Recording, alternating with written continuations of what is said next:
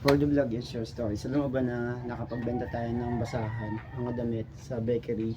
So ginagawa nila yung pag may madala akong damit na hukay-hukay, may maganda, binibili din ng mga tauhan, ginagawa short, pantalon gagawin short, yung pantalon gagawin pantalon na nga, mga yung mga damit. So nabibili din ng mga tauhan ng manggagawa dun sa bakery. So ako yung susupply ng basahan dun sa Cadiz Bakery. And then ako yung binibili nila sa akin yung mga cotton na nakakasipsip ng damit, ng mantika. So kasi pinapupuls dun sa tray o yung plancha.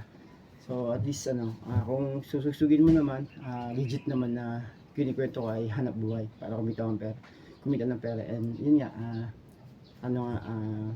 bala ko sanang magpagawa ng pagpapatunay na tayo ay naghahanap buhay. So maraming tayo, isa lang dati tagatapon lang ako ng panturok ng isang dentista, taga-tiya sa loto, nagbebenta ng damit sa bakery, nagmamaskot, ano pa ba, ako na naman pinagkakitaan, nagkakalakal, para lang may tawid ko yung buhay ko and makasupport sa aking anak na nag-aaral ng grade 12. And then with that, nakatapos yung aking anak na pag-aaral ng senior high school, graduate siya. So ayun, malaking bagay din yung kahit ano yung pinagkakitaan ko, basta hindi siya nakakasama sa kapwa-tao, hindi ka nagbebenta ng droga, hindi ka nagdanakaw.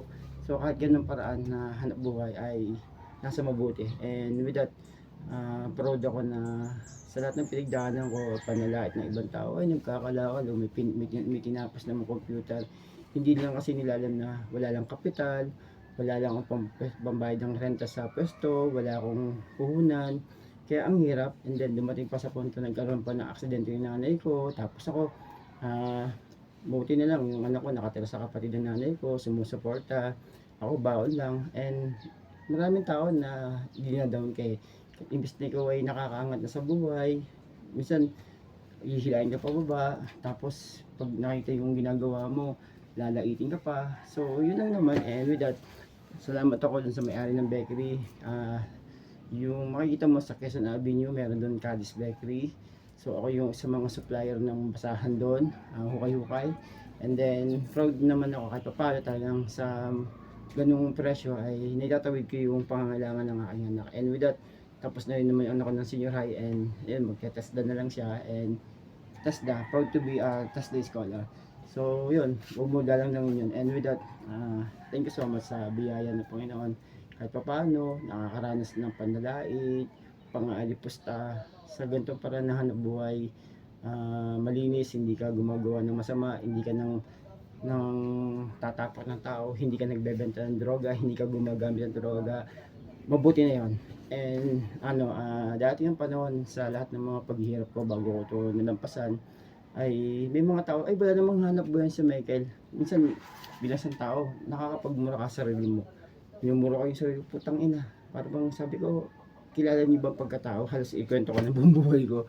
So hindi naman ako sisikat sa pagbablog ko, pero at least sa ganitong paraan, ina-announce ko, kinikwento ko yung buhay ko. So just na lang makapagsabi, alam ko sa sarili ko na ito yung kakayahan ko, and may higit pa akong gustong gawin sa buhay ko na naranasan ko manghingi ng tulong sa ibang tao, tinatanggihan ka, hindi ka mapapayro ng pera dahil hindi ka naman pwede pagkatiwalaan kasi wala ka pa naman napapatunayan.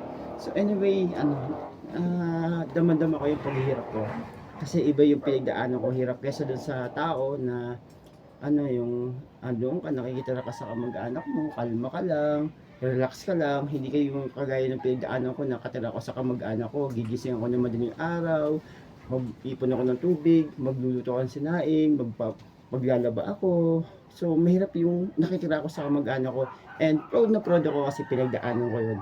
Yung pamumuhay na meron sila and yung tiniis ko, and with that, hindi rin naman ako perfectong tao bilang naging kasama sa loob ng bahay. So anyway, sa lahat ng pinagdaanan ko, and nakita ko yung presensya ng Diyos na kahit pa paano yung hirap na pinagdaanan ko ay nandiyan pa rin siya, and ako lang talaga nakakalimot sa Panginoon Diyos. And with that, gagawin ko lahat para sa ikabubuti at ikakarangal ng aking yung bagang yung may karangalan ka sa buhay mo na ayan yung mabuting tao pero alam ng tao na ay masamang tao yan, yan ano palaban sa magulang.